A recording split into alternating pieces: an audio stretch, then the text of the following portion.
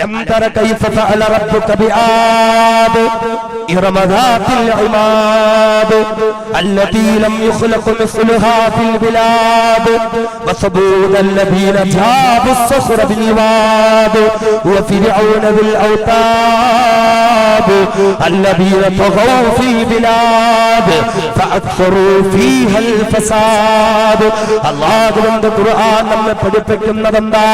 ആദ് സമൂഹത്തെ നിങ്ങൾ കണ്ടില്ലയോ? സമൂദ് സമൂഹത്തെ നിങ്ങൾ കണ്ടില്ലയോ? ഇറമ സമൂഹത്തെ നിങ്ങൾ കണ്ടില്ലയോ? ഫറോവമാരെ നിങ്ങൾ കണ്ടില്ലയോ? ഇവരൊക്കെയും അവരുടെ രാജ്യങ്ങളിലെ കുഴപ്പങ്ങളും കലാപങ്ങളും സൃഷ്ടിച്ചവരാണ് എങ്കിൽ ഇവരെല്ലാം തകർത്ത് തരിപ്പണമാക്കിയിട്ടാണ് വിശുദ്ധമായ ദീനുൽ ഇസ്ലാം ഇതുവരെയും കടന്നു വന്നതെങ്കിൽ അമിത്ഷാ നമുക്കൊരു പ്രശ്നമല്ലല്ലോ, നരേന്ദ്രമോദി നമുക്കൊരു പ്രശ്നമല്ലല്ലോ, യോഗി ആദിത്യനാഥ് നമുക്കൊരു പ്രശ്നമല്ലല്ലോ, മോഹൻ ഭാഗവത് നമുക്കൊരു പ്രശ്നമല്ലല്ലോ. അല്ലാഹുവിന്റെ വിശുദ്ധമായ ഖുർആനല്ലേ നമ്മുടെ ഏറ്റവും വലിയ ഭരണഘടന. ആ വിശുദ്ധ ഖുർആൻ നമ്മെ പഠിപ്പിച്ചു തന്നതെന്താ? ഫലാ തഹിനൂ വലാ തഹ്സനൂ വഅൻതുമുൽ അഅ്ലൂൻ ഇൻ കുൻതും മുഅ്മിനീൻ. നിങ്ങൾ യഥാർത്ഥ മുഅ്മിനീങ്ങളാണെങ്കിൽ, നിങ്ങൾ ഈമാനുള്ളവരാണെങ്കിൽ, നിങ്ങൾ അമൽ സ്വാലിഹാത്തുകൾ ചെയ്യുന്നവരാണെങ്കിൽ, കൃത്യമായി നിസ്കരിക്കുകയും ഹലാല് ഹറാമുകളെയും സൂക്ഷിക്കുന്നവരാണെങ്കിൽ ഒരുത്തരെയും നിങ്ങളെ ഭയപ്പെടേണ്ടി വരുന്നതല്ല, ഒരു നിയമത്തിന്റെ മുമ്പിലും നിങ്ങൾ അടിയറവ് പറയേണ്ടി വരുന്നതല്ല. നിങ്ങളാണ് നിങ്ങളുടെ സ്വഭാവങ്ങളിൽ വിരാജിക്കേണ്ടവരെന്ന് അല്ലാഹുവിന്റെ വിശുദ്ധമായ ഖുർആൻ അടിവരയിട്ട് പരിചയപ്പെടുത്തുമ്പോ എന്റെ പ്രിയപ്പെട്ട സഹോദരങ്ങളെ, സഹോദരിമാരെ, എന്റെയും നിങ്ങളുടെയും പാരമ്പര്യമേതാ? അത് ചെരുപ്പമക്കികളുടെ പാരമ്പര്യമല്ലല്ലോ, അത് അടിവസ്ത്രം കഴുകി കൊടുത്തവരുടെ പാരമ്പര്യമല്ലല്ലോ, നമ്മുടെ മുൻഗാമികളുടെ പ്രിയപ്പെട്ട സഹാബാക്കളല്ലയോ? ആ സഹാബാക്കളുടെ അടുക്കലേക്ക് ചില ആളുകൾ വന്നിട്ട് പറഞ്ഞില്ലേ, അല്ലദീന ഖാല ലഹുമുൻ നാസ് ഇന്നന്നാസ ഖദ് ജമഊ ലക്കും ഫഖ്ശവൂഹും ഫസാദഹും ഈമാനാ വഖാലൂ ഹസ്ബുനല്ലാഹു വനിഅമൽ വകീൽ. എന്റെയും നിങ്ങളുടെയും മുൻഗാമികളായ സഹാബാക്കളുടെ അടുക്കലേക്ക് ചില ആളുകൾ വന്നിട്ട് പറഞ്ഞില്ലേ, അല്ലദീന ഖാല ലഹുമുൻ നാസ് ഇന്നന്നാസ ഖദ് ജമഊ ലക്കും. നിങ്ങളെ തകർക്കാൻ വേണ്ടി ശത്രുക്കൾ കൂപ്പുകൂട്ടുകയാണ്, അധികാരം അവരുടെ കയ്യിലാണ്, ആൾബലം അവരുടെ കയ്യിലാണ്, പട്ടാള സംവിധാനങ്ങൾ അവരുടെ കയ്യിലാണ്, നീതിന്യായ വ്യവസ്ഥകൾ അവരുടെ കയ്യിലാണ്. അതുകൊണ്ട് അവരെ നിങ്ങൾ ഭയപ്പെടണേ, അവരെ നിങ്ങൾ ഭയപ്പെടണേ എന്ന് പറയുമ്പോൾ നമ്മുടെ മുൻഗാമികളെ ഭയപ്പെട്ടവരല്ല, പിന്നെയോ ഫസാദഹും ഈമാനാ. ശത്രുക്കൾ കുതന്ത്രങ്ങളും അഴിയുമ്പോഴും ഭീഷണിപ്പെടുത്തുമ്പോഴും അവരുടെ ഈമാനെന്ന് വർദ്ധിക്കുകയായിരുന്നില്ലേ ചെയ്തത്? എന്നിട്ട് അവരെ പ്രഖ്യാപിച്ചില്ലേ, വഖാലൂ ഹസ്ബുനല്ലാഹു വനിഅമൽ വകീൽ. ഏത് ഭരണാധികാരികൾ ഞങ്ങൾക്കെതിരെ തിരിഞ്ഞു എന്ന് പറഞ്ഞാലും, ഏത് പട്ടാളം ഞങ്ങളെ അട്ടിമറിക്കാൻ വരുന്നു എന്ന് പറഞ്ഞാലും, ഏത് നീതിന്യായ വ്യവസ്ഥകൾ അവരോടൊപ്പമുണ്ടെന്ന് പറഞ്ഞാലും, ഹസ്ബുനല്ലാഹു വനിഅമൽ വകീൽ, ഞങ്ങളോടൊപ്പം അല്ലാഹു റബ്ബുൽ ഇസ്സത്തുണ്ട്, അല്ലാഹു ഞങ്ങൾക്ക് മതി, അല്ലാഹു ഞങ്ങൾക്ക് മതി. ഇന്ത്യ രാജ്യത്തിന്റെ തിരുവോരങ്ങളിലേക്ക് ഇറങ്ങി നമുക്ക് മുദ്രാവാക്യം മുഴക്കാം. ഏത് അമിത്ഷാ ഞങ്ങൾക്കെതിരെ നിയമം പാസാക്കിയാലും, ഏത് നരേന്ദ്രമോദി ഞങ്ങൾക്കെതിരെ കുടില കുതന്ത്രങ്ങൾ മെനഞ്ഞാലും, ഏത് രാഷ്ട്രപതി ലോകപ്രിയാർത്തി കൊടുത്തു എന്ന് പറഞ്ഞാലും, ഏത് ബഹുമാനപ്പെട്ട സുപ്രീം കോടതി അവർക്ക് അനുകൂലമായി വിധിച്ചു എന്ന് പറഞ്ഞാലും, എത്ര വലിയ സംഘപരിവാര സേന ഇവിടെ ആയുധങ്ങൾ ഒരുമിച്ച് കൂട്ടുന്നു എന്ന് പറഞ്ഞാലും, ഹസ്ബുനല്ലാഹ് ഹസ്ബുനല്ലാഹ് ഹസ്ബുനല്ലാഹു വനിഅമൽ വകീൽ, നിഅമൽ മൗലാ വനിഅമൻ നസീർ. അല്ലാഹു ഞങ്ങൾക്ക് മതി, അല്ലാഹു ഞങ്ങൾക്ക് മതി, അല്ലാഹു ഞങ്ങൾക്ക് മതി. ഇതിലും വലിയ കുതന്ത്രങ്ങൾ കടന്നിട്ടല്ലേ ഇസ്ലാം ഇതുവരെ കടന്നെത്തിയത്? അമിത്ഷാ മുസ്ലിമുകൾക്കെതിരെ 3 നടപടികളല്ലേ സ്വീകരിക്കാൻ പോകുന്നത്. ഒന്നുകിൽ നമ്മളെ ഡിറ്റൻഷൻ സെന്ററുകളിൽ ബന്ധനസ്ഥരാക്കുക, അതല്ല എങ്കിൽ അനധികൃത കുടിയേറ്റക്കാരെന്നുള്ള നിലയിൽ ക്രിമിനൽ കുറ്റവാളികൾ എന്ന നിലയിൽ വധശിക്ഷ വിധിക്കുക, അതല്ല എങ്കിൽ പൗരത്വം റദ്ദാക്കി നാട്ടിൽ നിന്ന് പുറത്താക്കുക. ഈ 3 നടപടികളാണ് നമുക്കെതിരെ സ്വീകരിക്കാൻ ഒരുങ്ങുന്നതെങ്കിൽ ഖുർആൻ പറഞ്ഞില്ലേ, വൈദിയം കുർബിക്കല്ലദീന കഫറൂ ഹബീബായ പ്രവാചകർക്കെതിരെ അന്നത്തെ ശത്രുക്കൾ പ്രയോഗിച്ച കുടില കുതന്ത്രങ്ങളെ പറ്റി നിങ്ങളൊന്ന് ഓർത്തു നോക്കണേ. ഏതൊക്കെയാണ് ആ കുതന്ത്രങ്ങള്? ഒന്നാമത്തേത് ഒന്നാമത് ഹബീബായ പ്രവാചകനെ ഡിറ്റൻഷൻ സെന്ററിൽ ബന്ധനസ്ഥനാക്കുക എന്നതായിരുന്നു. രണ്ടാമത്തേത് രണ്ടാമത് ഹബീബായ റസൂലിനെ തടവ് പുള്ളിയാക്കി വധശിക്ഷയ്ക്ക് വിധിക്കുക എന്നുള്ളതായിരുന്നു. മൂന്നാമത്തേത് മൂന്നാമത് ഹബീബായ റസൂലിനെ പൗരത്വം റദ്ദാക്കി നാട്ടിൽ നിന്ന് പുറത്താക്കല. അതുകൊണ്ട് ഇതൊരു അമിത്ഷാ തുടങ്ങി വെച്ച പരിപാടിയല്ലല്ലോ, ഇതൊരു നരേന്ദ്രമോദി തുടങ്ങി വെച്ച പരിപാടിയല്ലല്ലോ, ഇതൊരു RSS തുടങ്ങി വെച്ച പരിപാടിയല്ലല്ലോ. ആയിരക്കണക്കിന് കൊല്ലങ്ങൾ പഴക്കമുള്ള ഇസ്ലാമിന്റെ ചരിത്രത്തിൽ എത്രയോ എത്രയോ കേട്ടിട്ടുള്ള ഭീഷണികളല്ലേ ഇതൊക്കെ.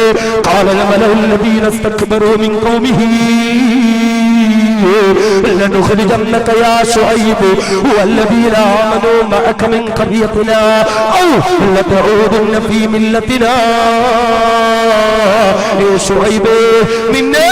നിന്നോടൊപ്പമുള്ള മുസ്ലിമീങ്ങളെയും ഞങ്ങളുടെ നാട്ടിൽ നിന്ന് ഞങ്ങൾ പുറത്താക്കും ഷുഐബേ.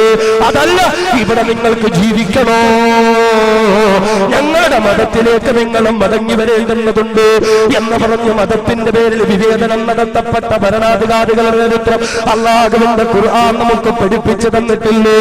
അതുകൊണ്ട് ഭയപ്പെടേണ്ട കാര്യമില്ല മുസ്ലിമേ, പിന്നോട്ട് അടിവെക്കേണ്ടുന്ന കാര്യമില്ല മുസ്ലിമേ. ഇത് പോരാട്ടത്തിന്റെ സന്ദർഭമല്ലേ, ഇത് യുദ്ധത്തിന്റെ സന്ദർഭമല്ലേ. വമാലകും ലാ തുഖാതിലൂന ഫീ സബീലില്ലാഹ് വൽ മുസ്തദഅഫീന മിനർ റിജാലി വൻ നിസാഇ വൽ വിൽദാൻ الذين يقولون ربنا أخرجنا من هذه القرية الظالم أهلها واجعل لنا من لدنك وليا واجعل لنا من لدنك نصيرا. അല്ലാഹു ചോദിക്കുന്നു, നിങ്ങൾക്ക് എന്ത് പറ്റി? സ്ത്രീധനങ്ങൾ അടിച്ചമർത്തപ്പെടുമ്പോൾ, വയോവൃദ്ധരടിച്ചമർത്തപ്പെടുമ്പോൾ, കൊച്ചുകുഞ്ഞുങ്ങൾ അടിച്ചമർത്തപ്പെടുമ്പോൾ, ആസാമിലും കർണാടകയിലും ഡൽഹിയിലും ഉത്തർപ്രദേശിലുമൊക്കെ വർഗീയത തലയ്ക്ക് പിടിച്ച ആളുകളുടെ കിരാതമർദ്ദന മുറകൾക്ക് എന്റെയും നിങ്ങളുടെയും സഹോദരീ സഹോദരങ്ങളും കുഞ്ഞുമക്കളും അടിച്ചമർത്തപ്പെടുമ്പോ എന്തുകൊണ്ട് പോരാട്ടത്തിന്റെ രണഭൂമിയിലേക്ക് നിങ്ങൾക്ക് കടന്നു വരാൻ പറ്റുന്നില്ല എന്ന് അല്ലാഹുവിന്റെ ഖുർആൻ ചോദിക്കുമ്പോ, പടച്ചവനെ, അത് ഭരണകൂടത്തെ ഭയപ്പെട്ടിട്ടായിരുന്നു അല്ലാ, അത് ഭൂരിപക്ഷത്തെ ഭയപ്പെട്ടിട്ടായിരുന്നു അല്ലാ, അത് മറ്റേതെങ്കിലും സംവിധാനങ്ങളെ ഭയപ്പെട്ടിട്ടായിരുന്നല്ല, അത് ജയിലറുകളെയും വെടിക്കോപ്പുകളെയും ഭയപ്പെട്ടുകൊണ്ടായിരുന്നു അല്ലാ എന്നും മറുപടി പറയാൻ പറ്റില്ല മുസ്ലിമേ. അതുകൊണ്ട് നിർഭയത്വത്തോടുകൂടി, ആർജവത്തോടുകൂടി, നിഷ്കളങ്കതയോടുകൂടി ഈ പോരാട്ടത്തിന്റെ രണഭൂമിയിലേക്ക് നമുക്കിറങ്ങാം. ഇതാണ് ഇസ്ലാമിന്റെ പാരമ്പര്യം. നമ്മൾ ഇതൊക്കെ കുറെ കണ്ടതാണ്. ഇതെനക്ക് പലവുമാരെയും കഴിഞ്ഞ് കടന്നിട്ട ഇസ്ലാം ഇതുവരെ എത്തിയത്. അതുകൊണ്ട് നമുക്ക് മുന്നോട്ട് തന്നെ പോകാം, നമുക്ക് മുന്നോട്ട് തന്നെ പോകാം. സഹോദരങ്ങളെ, ഈ പോരാട്ടത്തിൽ നാം ഒറ്റക്കെട്ടാണ്, ഈ പോരാട്ടത്തിൽ നമ്മൾ ഒറ്റക്കെട്ടാണ്. കാരണം ഇത്രയും നാൾ നമ്മൾ ചിന്തിച്ചു നോക്കെ, ഈ കഴിഞ്ഞ ഒരു 1.5 അല്ലെങ്കിൽ 2 മാസം, ഈ 2 മാസത്തെ ഇന്ത്യയിലെ ജനങ്ങളുടെ ഈ ആവേശം കാണുമ്പോൾ, നമ്മുടെ പള്ളികളിലെ പ്രസംഗങ്ങളൊക്കെ കേൾക്കുന്നു, ആത്മാർത്ഥമായി കൊതിച്ചുപോയി. ഒരു 10-15 വർഷങ്ങൾക്ക് മുമ്പ് ഇതൊക്കെ പ്രസംഗിച്ചിരുന്നെങ്കിൽ പ്രശ്നങ്ങൾ ഉണ്ടാവുമായിരുന്നു. ചിന്തിക്കതല്ലേ? ബഹുമാനപ്പെട്ട മദനി ഉസ്താദിന്റെ കാര്യം പറഞ്ഞു. മഅദനിയുടെ നാടിനടുത്തായോണ്ടല്ല, എന്റെ എല്ലാ വേദികളിലും പേരെടുത്ത് തന്നെ ഞാൻ പറയും. 30 വർഷങ്ങൾക്ക് മുമ്പ് ICS അബ്ദുൽ നാസർ മഅദനി എന്നൊരു ചെറുപ്പക്കാരൻ ഒറ്റക്കാലില് നാട് മുഴുവനും ഈ സംഘപരിവാരത്തെ പറഞ്ഞപ്പോ നമ്മളിൽ പലരും എന്തു പറഞ്ഞു? നാക്കിന് എല്ലില്ലാത്തോണ്ട് പറയാ, ലൈസൻസ് ഇല്ലാത്തോണ്ട് പറയാ, ചെറുപ്പക്കാരെ വെച്ചിട്ട് തീവ്രവാദവും ഭീകരവാദവും വളർത്തുക. എന്തായി? ആ മഅദനി പറഞ്ഞതിനേക്കാൾ ഇരട്ടി ശക്തിയിൽ ഇപ്പൊ നമുക്കൊക്കെ പറയേണ്ടി വന്നില്ലേ? ഒരു മഅദനി മാത്രമാണോ? ആയിരക്കണക്കിന് മഅദനിമാർ പറഞ്ഞില്ലേ? എത്ര പ്രസ്ഥാനങ്ങൾ നമ്മളോട് പറഞ്ഞു സംഘപരിവാരം അപകടമാണ്, സംഘപരിവാരത്തെ സൂക്ഷിക്കണം, അവർ ഭരണം കൈയാളും, അവരിവിടെയുള്ള ജനങ്ങളെ അടിച്ചു മറുത്തും എന്നൊക്കെ പറഞ്ഞപ്പോ വെറുതെ പറയാ. വെറുതെ പറയാ, ഒന്നും വിശ്വസിക്കല്ലേ, ഇതൊന്നും നിങ്ങളൊന്നും ചെവിക്കൊള്ളല്ലേ എന്നൊക്കെ പറഞ്ഞിട്ട് ഇപ്പൊ എന്തായി? അംഗീകരിക്കേണ്ടി വന്നില്ലേ? എന്നിട്ട് നമ്മളൊക്കെ എന്താ ചെയ്തേ? സംഘപരിവാരത്തിനെതിരെ പറഞ്ഞവരൊക്കെ തീവ്രവാദികൾ. ഇപ്പോഴും അവര് തീവ്രവാദികളാണ്. ഇപ്പോഴും ആ നിലപാട് മാറിയിട്ടൊന്നുമില്ല. സംഘപരിവാരത്തിനെതിരെ കോർഡിനേഷൻ വരുമ്പോഴും ലക്ഷക്കണക്കിന് വരുമ്പോഴും തീവ്രവാദികളെ കൂട്ടല്ലേ, മാദനിയും കൂട്ടുകാരെയും പിന്നെ മറ്റവരെ അവരെയൊന്നും കൂട്ടല്ലേ, അവരൊക്കെ തീവ്രവാദികളാണ്. അവരെയൊക്കെ തീവ്രവാദികളെന്ന് വിളിച്ച് ഈ കണ്ട RSSകാരനെയും BJP-കാരനെയൊക്കെ സ്റ്റേജിൽ കയറ്റി ഇരുത്തിയിട്ട് പള്ളി ഉദ്ഘാടനത്തിന് അനുഗ്രഹ പ്രഭാഷണം RSSന്റെ നേതാവ്. എന്തോ ഒരു മതേതരത്വം. ഇഫ്താർ വിരുന്നൊക്കെ നടക്കുമ്പോ ബാങ്ക് വിളിച്ചാലും മുസ്ലിങ്ങൾ ആരും നോമ്പുറിക്കരുത്. കാരണം ആദ്യത്തെ കാരൊക്കെ RSSകാരന്റെ തൊള്ളയിൽ കുത്തിയിറക്കണം. അവൻ നോമ്പുറിച്ചാലേ ഇഫ്താർ സഹിയാവുള്ളൂ. എന്തായി? നാട് വിട്ടു പോവാൻ പറയുന്ന കേൾക്കേണ്ടി വന്നില്ലേ? അവന്റെയൊക്കെ കൂടെ നിന്നിട്ട് വലിയ മതേതരവാദികളായി മാറാൻ ശ്രമിച്ചപ്പോ എന്തായി? നമ്മളെയൊക്കെ പുറത്താക്കാൻ വേണ്ടിയിട്ട് അവന്മാരൊക്കെ ശ്രമിക്കുകയാണെന്ന് ഇതുവരെയും നമ്മളോട് 1000 വട്ടം പലപ്പോഴും വേദി കിട്ടി പ്രസംഗിച്ചവരൊക്കെ പറഞ്ഞത് ശരിയാണെന്ന് നമുക്ക് ബോധ്യമായില്ലേ? അതുകൊണ്ട് സഹോദരങ്ങളെ, സഹോദരിമാരെ, ഇനിയെങ്കിലും തിരിച്ചറിയുക. ഇത് ഈ കേവലം ഒരു CAA NRC മാത്രമൊന്നും അല്ല നമ്മുടെ പ്രശ്നം. നമ്മളിപ്പോഴും അങ്ങനെയാണ് എന്ന് പറഞ്ഞാൽ, ഇവിടെ കലാപങ്ങൾ ഉണ്ടായി, നമ്മൾ പറഞ്ഞു അത് അവിടല്ലേ. ആവരി മുസ്ലിം പൊളിച്ചു, അത് അവിടല്ലേ. കുറെ ആളുകളെ പിടിച്ചു മാത്തിട്ടു, അത് മാദനിയും കുറെ തീവ്രവാദികളും അല്ലേ. ഇതൊന്നും നമ്മളെ ബാധിക്കുന്നില്ലല്ലോ. അപ്പോഴൊക്കെ വലിയ മതേതരവാദികളായി മിണ്ടാതിരുന്നു. അവസാനം എന്തായി? സ്വന്തം വീട്ടിൽ വെള്ളം കയറിയപ്പോ അല്ലേ, ഓരോരുത്തരുടെയും സ്വന്തം നിലപാട് ചോദ്യം ചെയ്തപ്പോ എന്തോ ഒരു മുദ്രാവാക്യമാണ്, എന്തോ ഒരു ആസാദിയാണ്, എന്തോ ഒരു സിന്ദാബാദാണ്. വരൊക്കെ എത്തേണ്ടി വന്നില്ലേ? ഒരു CAA NRC മാത്രമൊന്നുമല്ല. ബാബരി മസ്ജിദിന്റെ വിഷയമൊക്കെ മറക്കാൻ പറ്റുമോ നമുക്ക്? ഇതിനേക്കാൾ മുമ്പ് വന്ന വിഷയല്ലേ ബാബരി മസ്ജിദിന്റെ വിഷയം?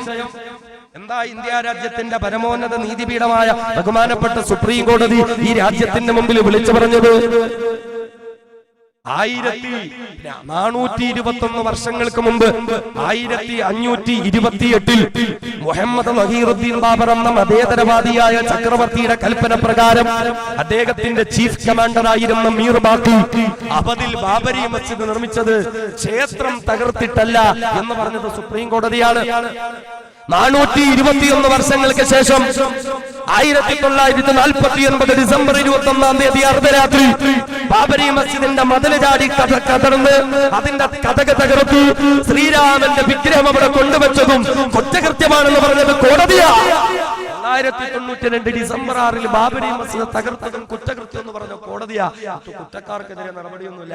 നേതന്മാരെല്ലാം കൂടെ അമിത്ഷാ എന്ന് പറയുന്ന ആ വർഗീയ ഭ്രാന്ത് പിടിച്ച ആൾ എവിടെയെങ്കിലും 5 ഏക്കർ സ്ഥലം തരാം, അവിടെയും പോയി പള്ളിയും പള്ളിക്കൂടമായിട്ട് ജീവിച്ചോണം.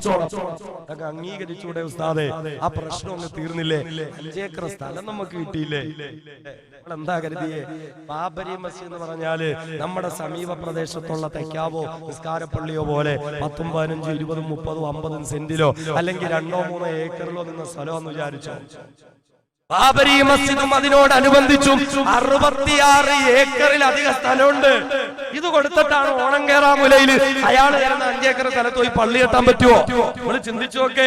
ഇസ്ലാമിക വിശ്വാസം അനുസരിച്ച് പള്ളിക്ക് വേണ്ടി ഒരു സ്ഥലം വഖഫ് ചെയ്ത ലോകാവസാനം വരെ ഇത് പള്ളിയല്ലേ?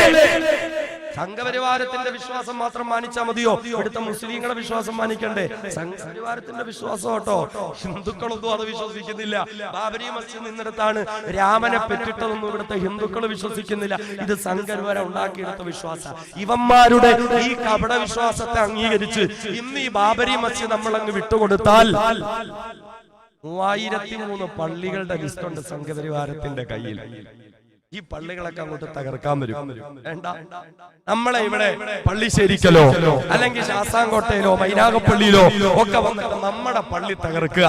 എന്നിട്ട് അവന്മാര് പറയാണ് ഞങ്ങളുടെ വിശ്വാസം അനുസരിച്ച് ഞങ്ങൾക്കുള്ള സ്ഥലമാണ്. നമ്മൾ 10-30 വർഷം കേസിനൊക്കെ പോയി കഴിയുമ്പോ കോടതി കൊണ്ടുവരും.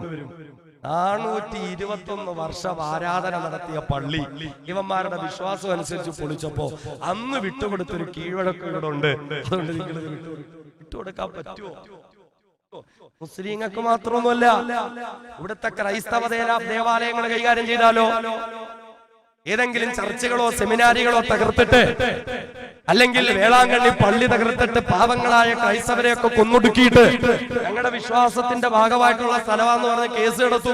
10-30 കൊല്ലം കഴിയുമ്പോൾ എടുത്തോണ്ട് വരും. 420 വർഷം ആരാധന നടത്തിയ സ്ഥലം ഈ സംഖ്യയുടെ വിശ്വാസത്തിനനുസരിച്ച് വിട്ടുകൊടുത്ത കീഴ്വഴക്കൊണ്ട് കൊടുക്കാൻ പറ്റുമോ? സംഘപരിവാരത്തിന്റെ വിശ്വാസം മനുസ്മൃതിയാണ്. മനുസ്മൃതിയുടെ നിയമമനുസരിച്ച് ദലിതുകൾക്ക് പൊതുവഴിയിലൂടെ നടക്കാൻ പോലും അവകാശമില്ല. ഏതെങ്കിലും കൊലയനോ ഏതെങ്കിലും ഒരു ഈടവനോ പറയനോ താഴ്ന്ന ജാതിക്കാരായ സാധാരണക്കാരായ ഹൈന്ദവരോ റോഡിലൂടെ നടക്കുമ്പോ RSSകാരെ വട്ടം ചേർന്ന് അടിച്ച് കയ്യും കാലും ഒടിച്ചിട്ട് കേസിന് പോകും. ഇവന്മാര് പറയും ഞങ്ങളുടെ വിശ്വാസം അനുസരിച്ച് ഇവന്മാർ റോഡിൽ കൂടെ നടക്കാൻ പാടില്ല. ആ വിശ്വാസം അനുസരിച്ച് വിട്ടുകൊടുക്കാൻ പറ്റുമോ? ഇതിന്റെയൊക്കെ അപകടം തിരിച്ചറിയണം. ഇത് ഒരു CAA മാത്രമല്ല അമിത്ഷാ പാർലമെന്റിൽ നിന്ന് പൊരിച്ചെടുത്തേക്കുന്നത്. ദോശ ചുടുന്ന ലാഘവത്തിൽ 30-ലധികം ബില്ലുകൾ പാസാക്കിയിട്ടുണ്ട്. UAPA ഭേദഗതി ബില്ല് എന്ന് പറയുന്ന ഒരു സാധനം കേട്ടിട്ടുണ്ടോ നമ്മള്? UAPA ഒക്കെ നമ്മളെ ബാധിക്കുന്നതാണോ? അത് കുറെ PDPക്കാർക്കും പോപ്പുലർ ഫ്രണ്ടുകാർക്കും ജമാഅത്തെ ഇസ്ലാമിക്കാർക്കും കുറെ തീവ്രവാദികൾക്കും മാത്രം നേരിടുന്ന പ്രശ്നമല്ലേ? UAPA എന്ന് പറയുന്ന ഒരു നിയമം തന്നെ കരി നിയമമാണ്. കാരണം ആ നിയമം അനുസരിച്ച് കേന്ദ്ര സർക്കാരിന് ഏതെങ്കിലും ഒരു പ്രസ്ഥാനത്തെ ഭീകരവാദികളായി പ്രഖ്യാപിക്കുകയും ആ പ്രസ്ഥാനത്തെ നിരോധിക്കുകയും ചെയ്യാം. ഇത് പഴയ നിയമം. അമിത്ഷാ നിയമമൊക്കെ ഒന്ന് പുതുക്കി. എങ്ങനാന്നറിയോ? കേന്ദ്ര സർക്കാരിന് ഏതെങ്കിലും ഒരു വ്യക്തി തീവ്രവാദ ബന്ധമുള്ളവനാണെന്നോ തീവ്രവാദ പ്രോത്സാഹിപ്പിക്കുന്നു എന്ന് അവർക്ക് തോന്നുകയും, ചിന്തിക്കണേ, അവർക്ക് തോന്നുകയും അവരത് വിശ്വസിക്കുകയും ചെയ്താൽ നാട്ടിൽ ഒരു പെറ്റി കേസ് പോലും ഇല്ലാത്തവനാണെങ്കിൽ പോലും അവരെ ഭീകരവാദിയാക്കിയിട്ട് അകത്തിക്കിട്ട് വധശിക്ഷയ്ക്ക് വിധിക്കാം. നാളെ വന്നിട്ട് ഞാനൊരു തീവ്രവാദിയാന്ന് പറയുമ്പോൾ ഞാൻ ജയിലിൽ കിടന്നുകൊണ്ട് അല്ലാതെ തെളിയിക്കണം. അതാ UAPയുടെ പുതിയ നിയമം. ഞാൻ ജയിലിൽ കിടന്നിട്ട് അല്ലാതെ തെളിയിക്കണം. അങ്ങനെ നടക്കുന്ന കാര്യ അല്ലേ? ഓർക്കണം, രാഷ്ട്രീയ എതിരാളികളെയും പ്രതിയോഗികളെയും തകർക്കാൻ വേണ്ടിയും നിയമമൊക്കെ ചുട്ടെടുത്ത് വെച്ചിട്ടുണ്ട്. ഇന്ത്യയിൽ 200 ഭീകരവാദികളുടെ ലിസ്റ്റ് തയ്യാറാക്കിയിട്ടുണ്ട് അമിത്ഷാ. ബഹുമാനനായ ഡോക്ടർ സാക്കിർ നായിക് ഉൾപ്പെടെ. കേരളത്തിൽ 20 പേരുടെ ലിസ്റ്റ് ഉണ്ട്. ബഹുമാനനായ അബ്ദുൽ നാസർ മഹദനി ഉസ്താദ് ഉൾപ്പെടെ. ഇതൊക്കെ നമ്മൾ അറിഞ്ഞോ? NIA എന്ന ദേശീയ അന്വേഷണ ഏജൻസിക്ക് അമിതാധികാരം നൽകിയിരിക്കുന്നു. നേരത്തെ NIAക്ക് ഒരു സംസ്ഥാനത്തിൽ വന്ന ഒരാളെ അറസ്റ്റ് ചെയ്യാനോ അയാളുടെ സ്വത്തുവകകൾ കണ്ടെത്തുവാനോ വേണമെങ്കിൽ കേരളത്തിലെ അല്ലെങ്കിൽ ആ സംസ്ഥാന സർക്കാരിന്റെയും അവിടുത്തെ പോലീസ് മേധാവിയുടെ അനുവാദം വേണം. എന്നാൽ ഇപ്പോൾ ഫെഡറൽ സംവിധാനങ്ങൾ മുഴുവനും തകർത്ത് തരിപ്പണമാക്കിയിട്ട് NIAക്ക് ഏതെങ്കിലും സംസ്ഥാനത്തിൽ വന്ന് അറസ്റ്റ് ചെയ്യണമെങ്കിലോ സ്വത്ത് കണ്ടെത്തണമെങ്കിലോ ആരോടും ചോദിക്കണ്ട, ആരെയും ഒന്ന് പൊക്കിക്കൊണ്ടുപോകാം. ഇതൊക്കെ നമ്മൾ അറിഞ്ഞിട്ടുണ്ടോ? ഒക്കെ നമ്മൾ ചിന്തിക്കുന്നുണ്ടോ? ഇതൊക്കെ അപകടമാ. ഒരു സാമ്പത്തിക അടിയന്തരാവസ്ഥയിലേക്ക് പോകുമ്പോ പൊതുജനങ്ങളുടെ കച്ചവടം തകർന്നു. ഈ നിൽക്കുന്ന കച്ചവടക്കാരോട് ചോദിച്ചൊക്കെ നോട്ട് നിരോധനവും GSTയും ഇപ്പോഴത്തെ സാമ്പത്തിക മാന്യതയും കൂടെ വന്നപ്പോ തകർന്ന് തരിപ്പണമായി കിടക്കുക. പക്ഷെ അപ്പോഴും സംഘപരിവാർ അനുകൂലമായ കോർപ്പറേറ്റ് മേധാവികൾ കോടികൾ ഉണ്ടാക്കുക എന്ന് പറഞ്ഞാൽ സംഘികളെ അനുകൂലിക്കുന്നവരൊക്കെ കോടിപതികളായിട്ട് അവരെ അംഗീകരിക്കാത്തവരൊക്കെ ദരിദ്രനാരായണന്മാരാകുന്ന അവസ്ഥയിലേക്ക് തള്ളിവിടുക. ഇതൊക്കെ നമുക്ക് അപകടമാണ്. ഇതൊക്കെ നമുക്ക് അപകടമാണ്. അതുകൊണ്ട് കൃത്യമായി തിരിച്ചറിഞ്ഞ് ക്രിയാത്മകമായി നമ്മൾ പ്രവർത്തിക്കേണ്ടതുണ്ട്. പ്രശ്നങ്ങൾ ഒരുപാട് നേരിടേണ്ടി വരും.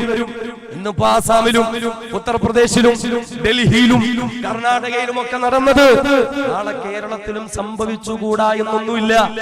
നമ്മുടെ പ്രക്ഷോഭമൊക്കെ കണ്ടിട്ട് പിൻവലിക്കാൻ വേണ്ടിയിട്ടല്ല ഈ നിയമമൊക്കെ പൊക്കി പിടിച്ചോണ്ട് വന്നത്. നമ്മളൊക്കെ പീഡിപ്പിക്കപ്പെടും. ഒരു പക്ഷേ നമ്മളൊക്കെ വേദന അനുഭവിക്കേണ്ടി വരും. ഇന്നിപ്പോ എല്ലാവരെയും അറസ്റ്റ് ചെയ്യല്ലേ?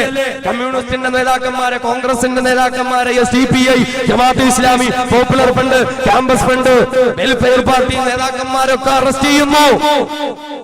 മനുഷ്യാവകാശ പ്രവർത്തകരെ അറസ്റ്റ് ചെയ്യുന്നു. മാധ്യമ പ്രവർത്തകരെ അറസ്റ്റ് ചെയ്യുന്നു. സിനിമാ നടന്മാരെ ഭീഷണിപ്പെടുത്തുന്നു. ദീപിക പദുകൊണ്ട് സിനിമ ബഹിഷ്കരിക്കണമെന്ന് പറയുന്നു. ജയിലറ കാട്ടിയിട്ട് ഭീഷണിപ്പെടുത്താൻ ശ്രമിക്കുക. നരേന്ദ്രമോദിയോടും അമിത്ഷായോടും പറയാനുള്ളത്, നിങ്ങൾ ജയിലറ കാട്ടി ഭീഷണിപ്പെടുത്താനാണ് ശ്രമിക്കുന്നതെങ്കിൽ നിങ്ങളെ ജയിലറകൾ കാണുമ്പോൾ, നിങ്ങളുടെ വെടിക്കൊപ്പുകൾ കാണുമ്പോൾ, നിങ്ങളുടെ പോലീസിനെയും പട്ടാളത്തെയും കാണുമ്പോൾ പേടിച്ചു വരേണ്ട തന്ന് ഈ സമരത്തിൽ നിന്ന് പിന്മാറാൻ ഞങ്ങളൊന്നും വീര സവർക്കറുടെ മക്കളല്ല. ആത്മാഭിമാനബോധമുള്ള ഇന്ത്യ രാജ്യത്തെ ജനങ്ങളാണ് ഞങ്ങള്. പെരുമാറണ്ട. എന്താ ജയിലിൽ പോകൽ അത്ര മോശമാണോ? യൂസുഫ് നബി കൊല്ലങ്ങളോളം ജയിലിൽ കിടന്നില്ല, എന്തെങ്കിലും കുറ്റം ചെയ്തിട്ടാണോ? ഇമാം അബൂ ഹനീഫ ജയിലിൽ കിടന്നില്ലേ കൊല്ലങ്ങളോളം? അഹ്മദ് ബിൻ ഹംബൽ ജയിലിൽ കിടന്നില്ലേ? മാലിക് ബിൻ അനസ് ജയിലിൽ കിടന്നില്ലേ? റഹ്മത്തുള്ളാഹി തആല അൻഹും അജ്മഈൻ. എന്തിന്? നമ്മുടെയൊക്കെ ഇമാം, ഇവിടെയൊക്കെ ഷാഫി മദ്ഹബല്ലേ? ഷാഫി ഇമാം ഭരണകൂടത്തിനെതിരെ പ്രസംഗിച്ചതിനെ അറസ്റ്റ് ചെയ്ത് കയ്യാപം വെച്ച് കൊണ്ടുപോയി കള്ള വിചാരണ നടത്തി വധശിക്ഷയ്ക്ക് വേണ്ടിയിട്ട് വകുപ്പിട്ടു. അവസാനം കഴുമരത്തിന്റെ മുമ്പിൽ നിന്ന് നിലപാടിൽ ഉറച്ചു നിന്നപ്പോഴും അദ്ദേഹം രക്ഷപ്പെട്ടെ. ഒക്കെ മുൻഗാമികളുടെ പാരമ്പര്യമല്ലേ? വെളിയങ്കോട് ഉമർ ഖാദി ജയിലിൽ കിടന്നില്ലേ? മഹാത്മാഗാന്ധി ജയിലിൽ കിടന്നില്ലേ? റഷീദ് അഹമ്മദ് ഗംഗോഹി ജയിലിൽ കിടന്നില്ലേ? ഖാസിം നാനൂത്തവിയും അതേപോലെ മഹ്മൂദ് ഹസൻ ദൈവന്തിയൊക്കെ ജയിലിൽ കിടന്നില്ലേ? മുഹമ്മദ് അലി ജൗഹറും ഷൗക്കത്ത് അലിയും ജയിലിൽ കിടന്നില്ലേ? ജയിൽ എന്താ അത്ര മോശമാണോ? മോശമൊന്നുമല്ല. ഇടയ്ക്കിടയ്ക്കൊക്കെ അവിടേക്ക് ഒന്ന് പോകണം, അതുമൊക്കെ നമ്മളൊന്ന് അനുഭവിക്കണം. അതുകൊണ്ട് ജയിലിലടയ്ക്കുമെന്ന് പറഞ്ഞിട്ട് ഭീഷണിപ്പെടുത്ത ഇവര് ജയിലിലടക്കട്ടെ. എത്ര പേര് ജയിലിലടയ്ക്കും? ഞങ്ങളുടെ നേതാക്കന്മാരെയൊക്കെ ജയിലിലടയ്ക്കോ? നിങ്ങൾ അടച്ചുകൊള്ളുക. ഞങ്ങളെയൊക്കെ ജയിലിലടയ്ക്കോ? ഞങ്ങളെ എല്ലാവരെയും ജയിലിലടയ്ക്കുക. പുരുഷന്മാരെ മുഴുവനും നിങ്ങൾ ജയിലിലടയ്ക്കുക. എന്നിട്ട് പൗരത്വവും ചോദിച്ച് ഞങ്ങളുടെ വീടുകളിലേക്ക് വരണം. ഇരിക്കുന്നത് കണ്ടോ? ജാഥയിൽ പങ്കെടുത്ത ആവേശത്തോടെ മുദ്രാവാക്യം വിളിച്ച് ഞങ്ങളുടെ സഹോദരിമാർ നിങ്ങൾ വീട്ടിലേക്ക് ചെല്ലുക. ഞങ്ങളുടെ ഉമ്മമാർ, ഞങ്ങളുടെ അമ്മമാർ അവിടെ ഉണ്ടാവും. ഞങ്ങളുടെ സഹോദരിമാര്, ഞങ്ങളുടെ ഭാര്യമാര്, ഞങ്ങളുടെ പെൺകുട്ടികൾ അവിടെ ഉണ്ടാവും. അവരോട് ചെന്നിട്ട് പൗരത്വം ചോദിക്ക്. പൗരത്വം ചോദിച്ചു വരുന്നവന്റെ മുഖത്ത് തിളച്ച വെള്ളം ഒഴിക്കാൻ കാത്തിരിക്കുകയാണവർ. അതുകൊണ്ട് നിങ്ങളുടെ അറസ്റ്റ് കൊണ്ടൊന്നും ഇതിനെ ഇല്ലായ്മ ചെയ്യാൻ നിങ്ങൾക്ക് പറ്റൂല. അതുകൊണ്ടൊന്നും തീരൂല. വെടിവെക്കുവോ? വെടിവെക്കട്ടെ സഹോദരങ്ങളെ. മരണം ഒരിക്കലല്ലേ ഉള്ളൂ, ഒരിക്കലല്ലേ മരിക്കാൻ പറ്റുള്ളൂ. ആ മരണം രാജ്യത്തിന് വേണ്ടി, സത്യത്തിന് വേണ്ടി, ഭീകര ഭരണകൂടത്തിന് വേണ്ടി, ഭീകര ഭരണകൂടത്തിനെതിരെ അല്ലാഹു റബ്ബുൽ ഇസ്സത്തിന് വേണ്ടിയാകട്ടെ. അതുകൊണ്ട് ഇതൊന്നും കണ്ട് നമ്മൾ പിന്മാറരുത് എന്ന് മാത്രമല്ല, ഇവിടെ ഇന്ന് ഒരാളും പുറത്തു പോകില്ല ഇൻഷാ അല്ലാഹ്. ഒരാളും പുറത്തു പോകുന്നില്ല. നമ്മൾ ആരെങ്കിലും ഈ പോരാട്ടത്തിൽ നിന്ന് പിന്നോട്ടുണ്ടോ? ഉണ്ടോ സഹോദരങ്ങളെ? ഒരു റാലി നടത്തിയാൽ ഇത് തീരുവോ? 10 സിന്ദാബാദ് വിളിച്ചാൽ അത് തീരുവോ? 10 ആസാദ് വിളിച്ചാൽ അത് തീരുവോ? ഇൻഷാ അല്ലാഹ് ദീനിന്റെ മാർഗത്തിൽ അല്ലാഹുവിന് വേണ്ടി രക്തസാക്ഷിത്വം വഹിക്കാൻ നമ്മൾ തയ്യാറാകണം. പടച്ചതമ്പുരാൻ തൗഫീഖ് നൽകുമാറാകട്ടെ. അതുകൊണ്ട് നമ്മൾക്ക് പിന്നോട്ടില്ല. നമ്മൾ എവിടെയും പോകാൻ തീരുമാനിച്ചിട്ടില്ല. ഇവിടെ നിന്ന് ആരെങ്കിലും പോകണമെങ്കിൽ ഇവിടുത്തെ സംഘപരിവാരോ RSSും പോട്ടെ. അതല്ലേ അതിന്റെ ശരി. അവര് പോട്ടെ. നമ്മൾ അടിച്ചിറക്കത്തൊന്നുമില്ല. നിങ്ങൾ അനുവാദം തന്നേക്കാം, ബാഗ് കൊടുത്തോണ്ട് നിങ്ങൾ പതുക്കെ അങ്ങ് പോയേക്കുക. പിന്നെ പോകുമ്പോ മറ്റേ ആ ടീമുകളെയും കൂടെ കൊണ്ടുപോകണം. അബ്ദുള്ള കുട്ടി, പിന്നെ ഞങ്ങളുടെ ഗവർണർ, പിന്നെ മറ്റേ ആ ബാദുഷാ തങ്ങള്, മുഖ്താർ അബ്ബാസ് നഖ്വി എന്നൊക്കെ പറഞ്ഞ അതിനെയും കൂടെ ഒക്കെ കൊണ്ടുപോകണം. ഞങ്ങൾക്ക് ഇതിനെ അവരെ ഒന്നും ആവശ്യമില്ല. അതുകൊണ്ട് നിങ്ങൾ അവരെയും കൂടെ കൊണ്ടുപോയിക്കൊള്ളുക. എന്നല്ലാതെ ഒരു മുസ്ലിമും ഇൻഷാ അല്ലാഹ് രാജ്യം വിട്ടു പോകുന്നില്ല. ഒരു ക്രിസ്ത്യാനിയും ഇവിടെ വിട്ടു പോകുന്നില്ല. ഒരു കമ്മ്യൂണിസ്റ്റുകാരും ഇവിടെ വിട്ടു പോകുന്നില്ല. ഒരു ദലിതനും ഇവിടെ വിട്ടു പോകുന്നില്ല. ഒരു മനുഷ്യനും ഒരു ഇന്ത്യക്കാരനും ഇൻഷാ അല്ലാഹ് ഇന്ത്യ വിട്ടു പോകുന്നില്ല. മറിച്ച് ഇന്ത്യ വിട്ടു പോകേണ്ടത് ഇവിടുത്തെ RSSകാരാണ്. സ്വാതന്ത്ര്യ സമരത്തെ ഒറ്റുകൊടുത്ത RSSകാർ ഇന്ത്യ വിട്ടുപോകട്ടെ. ബ്രിട്ടീഷുകാർക്ക് അടിമപ്പണി ചെയ്ത RSSകാർ ഇന്ത്യ വിട്ടുപോകട്ടെ. ബഹുമാനപ്പെട്ട രാഷ്ട്രപിതാവിനെ വെടിവെച്ചു കൊന്ന RSSകാർ ഇന്ത്യ വിട്ടുപോകട്ടെ. 82-83 കാലഘട്ടങ്ങളിൽ ആസാമിലെ കലാപങ്ങൾ നടത്തിയിട്ട് 10,000ങ്ങളെ കൊന്നൊടുക്കിയ പിച്ചോവന മക്കളെ കുത്തടുകുന്ന ബ്രഹ്മപുത്രയേക്ക് വലിച്ചെറിഞ്ഞ RSSകാർ ഇന്ത്യ വിട്ടുപോകട്ടെ. 92ന്റെ ഇന്നലകളിൽ ബോംബെയുടെ കല്ലുകളിൽ കയറി കലാപങ്ങൾ നടത്തിയിട്ട് ചെറ്റക്കൂരയിൽ കഴിഞ്ഞ പാവപ്പെട്ട സ്ത്രീജനങ്ങളെ വലിച്ചടച്ച് തെരുവിലേക്ക് കൊണ്ടുവന്ന് അതിക്രൂരമായി ബലാത്സംഗം ചെയ്ത് അത് ക്യാമറകളിൽ പകർത്തി കാസറ്റാക്കിയിട്ട് ഏമാന്മാരുടെ തൊട്ടകൊത്തളങ്ങളിൽ ആ രംഗങ്ങളിട്ട് കണ്ട് കൈയടിച്ച് പൊട്ടിച്ചിരിച്ച RSSകാരൻ ഇന്ത്യ വിട്ടുപോകട്ടെ. 2002ന്റെ ഇന്നലകളിൽ ഗുജറാത്തിന്റെ നരോദ പാർട്ടി അഹമ്മദാബാദിന്റെ തെരുവോരങ്ങളിൽ കലാപങ്ങൾ വിട്ടുവിട്ടിട്ട് അതിഭയങ്കരമായി പാവങ്ങളെ കൊന്നൊടുക്കിയിട്ട് ഗർഭിണിയായ പെണ്ണിനെ പോലും വെറുതെ വിടാതെ ബലാത്സംഗം ചെയ്തിട്ട് അവരുടെ നിറവയറിന്റെ അടിഭാഗത്ത് തൃശൂലം കൊണ്ട് കുത്തിക്കീറിയിട്ട് ഗർഭസ്ഥ ശിശുവിനെ കുത്തിയെടുത്ത് തീയിലിട്ട് കടിച്ചു കളഞ്ഞ RSSകാരൻ ഇന്ത്യ വിട്ടുപോകട്ടെ. ലവ് ജിഹാദിന്റെയും റോമിയോ ജിഹാദിന്റെയും കള്ളക്കഥകൾ പ്രചരിപ്പിച്ച് ജനങ്ങൾക്കിടയിൽ വർഗീയത സൃഷ്ടിച്ചെടുത്ത RSSകാരൻ ഇന്ത്യ വിട്ടുപോകട്ടെ. ഈ രാജ്യത്തെ പൗരന്മാരായ ദലിതുകളെയും ക്രിസ്ത്യാനികളെയും കലാപങ്ങളിലൂടെ നശിപ്പിക്കാൻ നശിപ്പിക്കാൻ ശ്രമിച്ച 1.5 വയസ്സുള്ള ദലിത് കുഞ്ഞിനെ പോലും വെറുതെ വിടാതിരുന്ന RSSകാരൻ ഇന്ത്യ വിട്ടുപോകട്ടെ. ഈ രാജ്യത്തിന്റെ ജനാധിപത്യം തകർത്ത, ഇവിടുത്തെ മതേതരത്വങ്ങൾ തകർത്ത, ഇവിടുത്തെ സുരക്ഷിതാവസ്ഥ തകർത്ത് അരക്ഷിതാവസ്ഥയിലേക്ക് കൊണ്ടുവന്ന RSSകാരൻ ഇന്ത്യ വിട്ടുപോകട്ടെ. അതല്ലാതെ ഓരോരുത്തർക്കാരനും ഇന്ത്യ വിട്ടുപോകാൻ തീരുമാനിച്ചിട്ടില്ല. അതുകൊണ്ട് തന്നെ ഈ പോരാട്ടത്തിന്റെ മാർഗത്തിൽ നമ്മൾ മുന്നിൽ തന്നെ ഉണ്ടായിരിക്കണം. പടച്ചവൻ തൗഫീഖ് നൽകട്ടെ. ഈ പോരാട്ടത്തിന് നമുക്ക് ഊർജം ലഭിക്കേണ്ടത് നമ്മുടെ ഇബാദത്തുകളിലൂടെ, നമ്മുടെ ആരാധനകളിലൂടെ. കേവല പോരാട്ടങ്ങളും സമരങ്ങളും മാത്രമല്ല, കേവല പോരാട്ടങ്ങളും സമരങ്ങളും മാത്രമല്ല. ഇടയിലൊന്ന് ഓർമ്മിപ്പിക്കട്ടെ, ഇൻഷാ അല്ലാഹ് 14-ാം തീയതി ഇൻഷാ അല്ലാഹ് ചൊവ്വാഴ്ച 5 മണിക്ക് കാരാളിമുക്ക് ജനകീയ വേദിയുടെ നേതൃത്വത്തിൽ റാലിയും പൊതു സമ്മേളനവും ഒക്കെ പങ്കെടുക്കുന്നുണ്ട്. ഒരുപാട് രാഷ്ട്രീയ പ്രമുഖരുമൊക്കെ പങ്കെടുക്കുന്നുണ്ട്.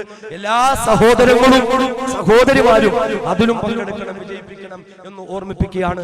അതുകൊണ്ട് സഹോദരങ്ങളെ, നമ്മുടെ ഈ പോരാട്ടത്തിന് നമുക്ക് ആവേശവും ഊർജവും കിട്ടേണ്ട ഇബാദത്തിലൂടെയാണ്. റാലിക്കും ജാഥയ്ക്കും ഒക്കെ നല്ല ആളുണ്ട്, പള്ളിയിൽ ഇപ്പോഴും പഴയ ആളൊക്കെ തന്നെയുള്ളൂ. സുബൈക്കൊന്നും ചെറുപ്പക്കാരൊന്നുമില്ല, നിസ്കരിക്കാനൊന്നും ആളൊന്നുമില്ല. അതുകൊണ്ടൊന്നും എന്റെ മക്കളെ കാര്യമൊന്നുമില്ല. ഈ പോരാട്ടമൊക്കെ ശക്തിപ്പെടുമ്പോ അവിടെ പിടിച്ചു നിൽക്കാനുള്ള ഈമാൻ വേണമെങ്കിൽ, അവിടെ പിടിച്ചു നിൽക്കാൻ ആർജവം വേണമെങ്കിൽ ഇബാദത്ത് ചെയ്യണം, സ്വലാത്ത് ചൊല്ലണം, ദിക്റ് ചൊല്ലണം, തഹജ്ജുദ് നിസ്കരിക്കണം, ജമാഅത്തിൽ സൂക്ഷിക്കണം, അതേപോലെ ഖുർആൻ ഓതണം, തഖ്വയോടുകൂടി ജീവിക്കണം. ആ ഇബാദത്തുകളിലൂടെ കിട്ടുന്ന ആർജവം ഈ പോരാട്ടത്തിന്റെ മാർഗത്തിലേക്ക് നമ്മൾ ചെലവഴിക്കണം. അങ്ങനെ ആത്മീയവും ഭൗതികവും സമന്വയിപ്പിച്ചുകൊണ്ട് നമ്മുടെ മുൻഗാമികൾ സ്വാതന്ത്ര്യ സമര പോരാട്ടം നടത്തിയതുപോലെ ഈ രാജ്യത്ത് നമുക്കൊരു 2ാം സ്വാതന്ത്ര്യ സമരത്തിലേക്ക് കടക്കാം. പറഞ്ഞതിനേക്കാളേറെ കേട്ടതിനേക്കാളേറെ സമരമുഖങ്ങളിൽ ആവേശത്തോടുകൂടി പോരാട്ടം നടത്തി രക്തസാക്ഷിത്വം വഹിക്കാൻ സുബ്ഹാനഹു വ തആല തൗഫീഖ് നൽകുമാറാകട്ടെ. നമുക്ക് വേണ്ടി ഈ പോരാട്ടം നടത്തുന്ന മുസ്ലിമുകളെ മാത്രമല്ല, ഹൈന്ദവരുൾപ്പെടെ എത്രയോ IAS-കാരെ, IPS-കാരെ, കണ്ണൻ ഗോപിനാഥനെ പോലെ, അതേപോലെ ചന്ദ്രശേഖർ ആസാദിനെ പോലെയുള്ള ഹൈന്ദവ ക്രൈസ്തവ സഹോദരങ്ങളൊക്കെയുണ്ട്. എല്ലാ പോരാട്ടങ്ങൾക്കും പടച്ചവൻ വിജയം നൽകുമാറാകട്ടെ. അവർക്ക് ശത്രുക്കൾക്കെതിരെ ശക്തമായി പോരാടാനുള്ള ആർജവം നമുക്കും അവർക്കുമൊക്കെ സുബ്ഹാനഹു വ തആല നൽകുമാറാകട്ടെ എന്ന പ്രാർത്ഥനയോടുകൂടി, ഇതൊരു ഒടുക്കമല്ല, ഇതൊരു തുടക്കമാണ് എന്ന ആഹ്വാനത്തോടുകൂടി നമുക്ക് ഓരോരുത്തർക്കും അല്ലാഹു റബ്ബുൽ ഇസ്സത്തിനോട് പ്രാർത്ഥിക്കാം. നിങ്ങളുടെയൊക്കെ വ്യക്തിപരമായ പ്രാർത്ഥനകളിൽ ഈ വിനീതനെയും കുടുംബത്തെയും വിനീതന്റെ പ്രവർത്തനങ്ങളെയും ഓർക്കണം എന്ന ആഹ്വാനം ചെയ്തുകൊണ്ട് നിർത്തുന്നു. الحمد لله رب العالمين. السلام عليكم ورحمة الله تعالى وبركاته.